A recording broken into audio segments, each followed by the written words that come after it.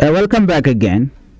We have a report coming from South Sudan, a report of Africa Union C5 discussion and question about Dr. Riek Machar detention. Before we proceed with this latest update, I would like you to help the channel by subscribing, turn on the notification bell so whenever we upload a new video, you can be notified. A report from source described as credible claimed that the recent meeting of the African Union C5 foreign minister discussed the political situation in South Sudan. According to this report, the reported discussion are said to have included the country political process, elections, and current and concern surrounding the detention of first Vice President Dr. Riek Machar. According to this report, a request was made concerning the release of Dr. Riek Machar. President Salva Kiir Mayardit reportedly responded that the matter is now before the court and that any decision concerning First Vice President Dr. Riek Machar's release should be handled through the legal process rather than decided personally by the President. Because these details come from report about discussion rather than a full public record presented here, they should be understood as reported claim unless officially confirmed by the relevant parties. However, the report raises a much larger question. Can South Sudan current legal system be trusted by the public to deal fairly with a case involving one of the country's most powerful political leaders? This question is not simple. In principle, court should be independent. A president should not personally decide whether someone facing a legal case is guilty or innocent. That decision should belong to an independent judicial system. The law should apply equally to everyone. Government officials should not control court decision. Political opponents should not be punished through the court. And powerful people should not be protected from justice system because of their position. That is how a strong legal system should work. But public trust is extremely important.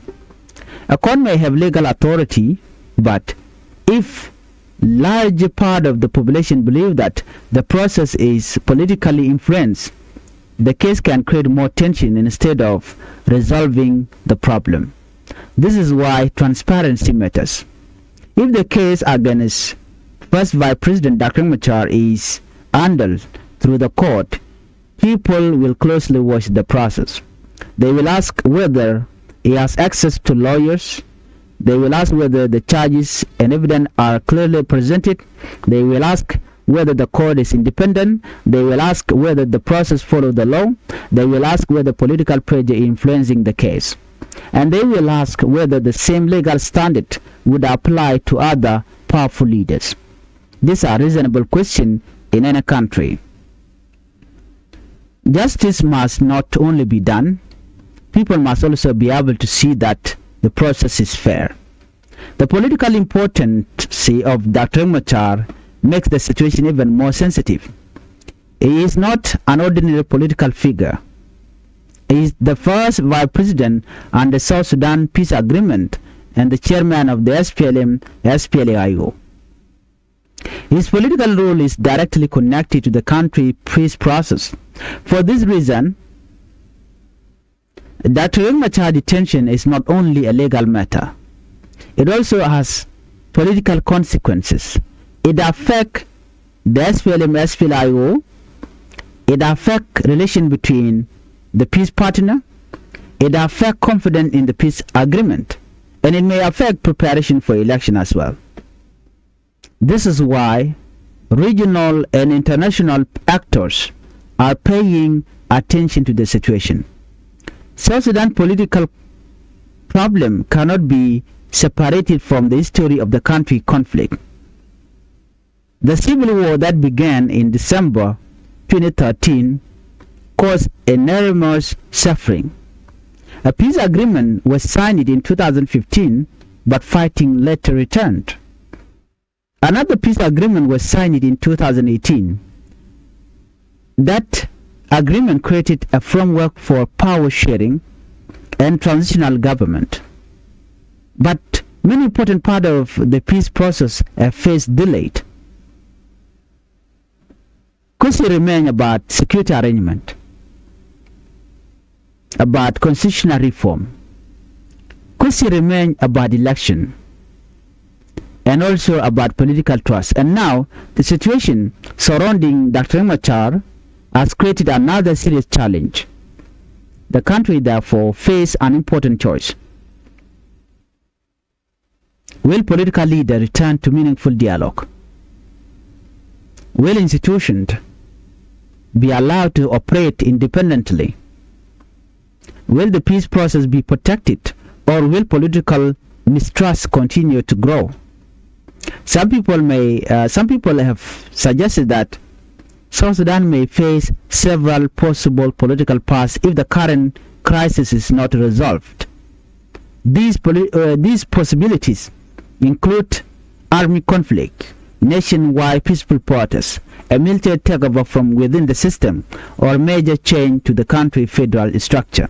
Each of these possibilities must be discussed carefully. The first possibility is renewed army conflict. This would be the most dangerous path. South Sudan has already experienced devastating war.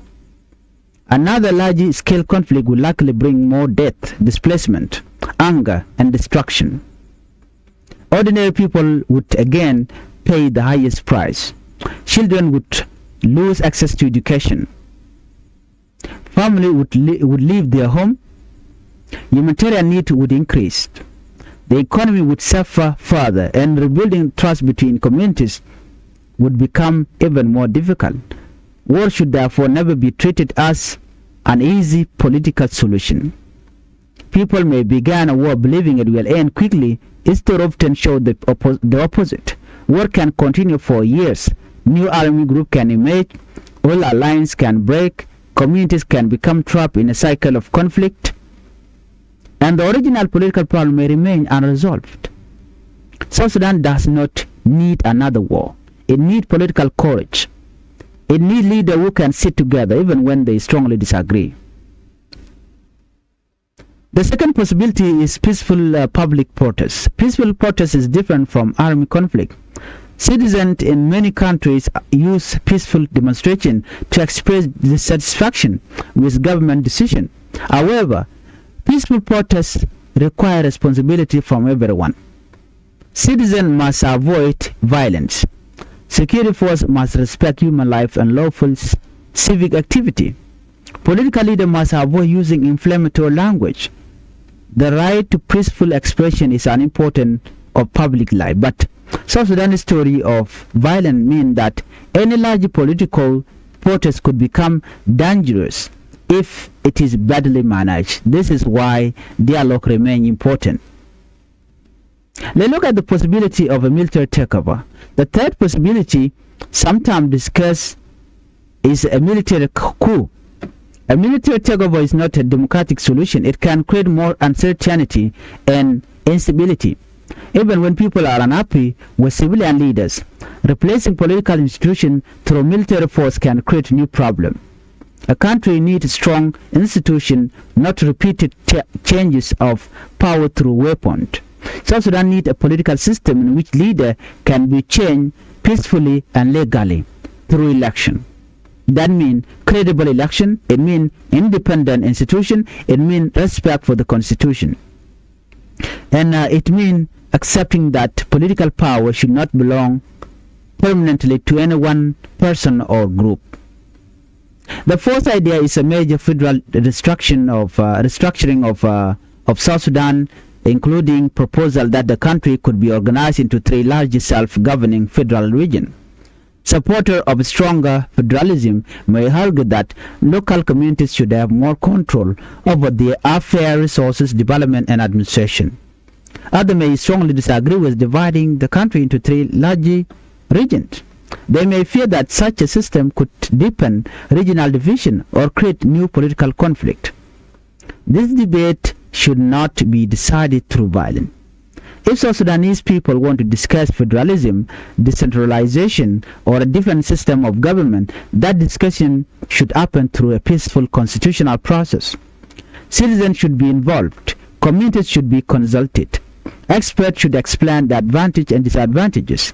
And any major changes should be based on the will of the people. The bigger issue is that South Sudan needs a political system that people trust.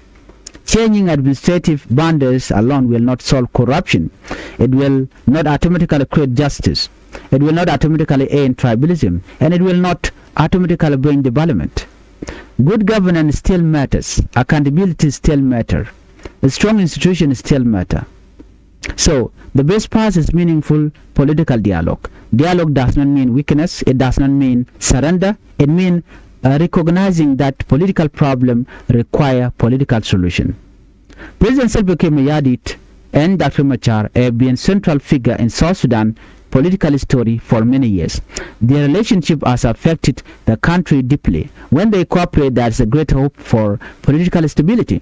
When the relationship collapses, the consequences can affect the whole country. But South Sudan's future cannot depend forever on only two leaders. The country must build institutions that are stronger than individual politicians. So, a peaceful transfer of power should be normal. Political disagreement should be normal. Opposition should be normal. Independent court should be normal. Free media should be normal. An election that people trust should be normal. This is how a country moves from permanent political crisis towards stability. The current situation surrounding Dr. Machar should therefore be handled with great care. The government has a responsibility to follow the law. The court have a responsibility to act independently. The SPLIO has a responsibility to manage its internal affairs peacefully. Regional organizations have a responsibility to support peace. And South Sudanese citizens have the right to ask questions about the future of their country. The most important goal should be preventing another national conflict. South Sudan has suffered enough, and all this should stop. So if you are new to Changfied YouTube channel, I would like you to the channel by subscribing, turn on the notification bell, so whenever we upload a new video, you can be notified. Let's meet on the next video. Bye bye.